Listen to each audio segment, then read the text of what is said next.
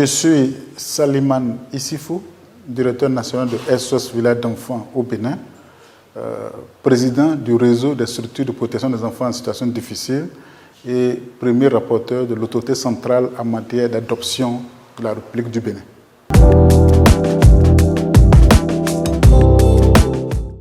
Sur le terrain, il y a beaucoup de gens qui ne savent pas encore qu'est-ce que la traite.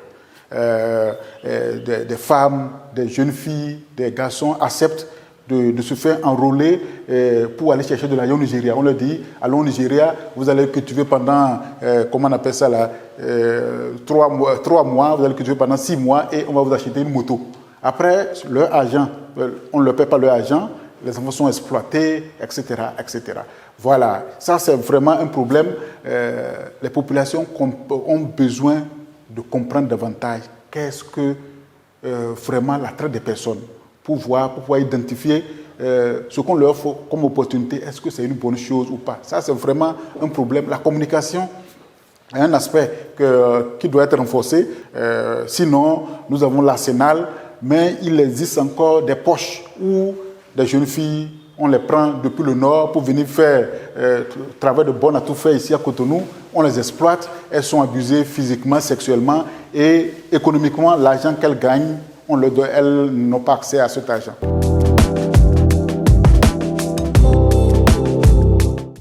SOS Village d'enfants est au cœur même de la lutte contre la traite des personnes.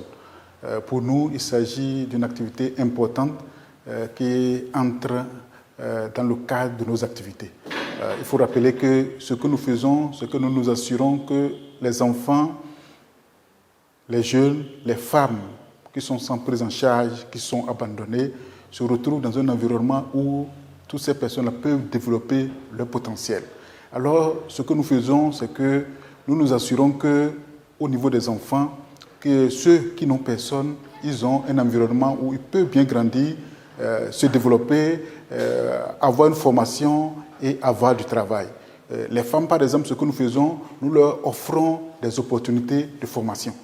Récemment déjà, il y a, au mois de juin, nous avons lancé un processus de recrutement de 50 femmes qui proviennent d'un milieu modeste, qui ont pris part à des formations, notamment création de sites web, création de contenu numérique, programmation, et après ça, elles sont enregistrées dans des bases de données aux États-Unis où des entreprises et des particuliers les contactent pour des prestations.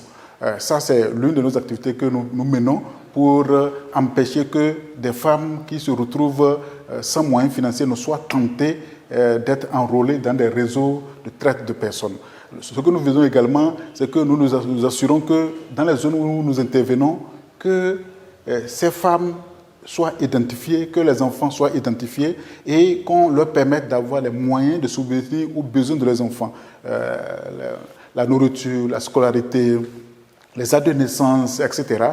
Cela leur permet de bien s'occuper de leurs enfants. On leur donne aussi accès à une formation sur ce qu'on appelle la parentalité positive, comment on doit s'occuper des enfants, etc.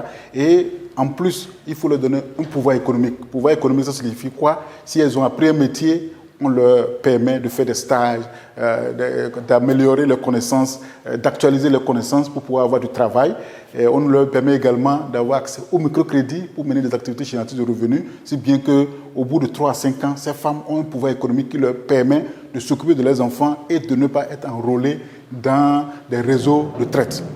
Alors, s'il arrive que certains enfants ou certaines femmes soient victimes de réseaux de traite et si on les ramène, nous travaillons avec les partenaires pour que ces enfants soient placés dans nos villages d'enfants, soit s'ils n'ont personne, s'ils ont des tuteurs, ils sont dans leur famille et nous les assistons et les femmes, nous leur permettons de se reconstituer, d'avoir un pouvoir économique et de se développer. Nous leur offrons également le soutien de psychologues qui leur permettent de surmonter les traumatismes qu'elles ont vécus au cours de la traite.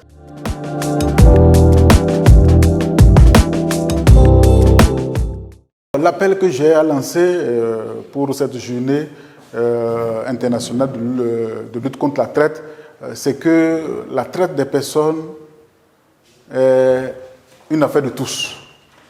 Nous devons tous être vigilants lorsque nous nous rendons compte que dans nos localités, des hommes, des enfants, des femmes sont susceptibles d'être victimes de traite, il est indispensable que nous puissions dénoncer aux autorités. Ça, c'est vraiment très important. En dehors de ça, il faudrait qu'on sache que ce n'est pas bon d'exploiter économiquement les bonnes à tout faire qui sont dans nos maisons. Vraiment, il est indispensable que nous puissions vraiment traiter. S'il a des bonnes, nous avons des bonnes à tout faire dans nos maisons. Si nous faisons recours au service de quelqu'un, que nous puissions bien le traiter pour ne pas tomber dans la traite. Lorsque nous avons des suspicions par rapport à des personnes qui sont susceptibles d'être victimes de traite, il faudrait qu'on dénonce. Ça, c'est vraiment très, très important. Il faudrait qu'on se renseigne sur la traite. Qu'est-ce que la traite pour pouvoir comprendre? Si nous avons des opportunités, on nous offre une opportunité d'aller au Koweït, d'aller en Arabie Saoudite pour travailler, il faudrait faire recours à des experts pour qu'on puisse voir avec vous, est-ce que cette opportunité-là n'est pas assimilable à la traite ou pas?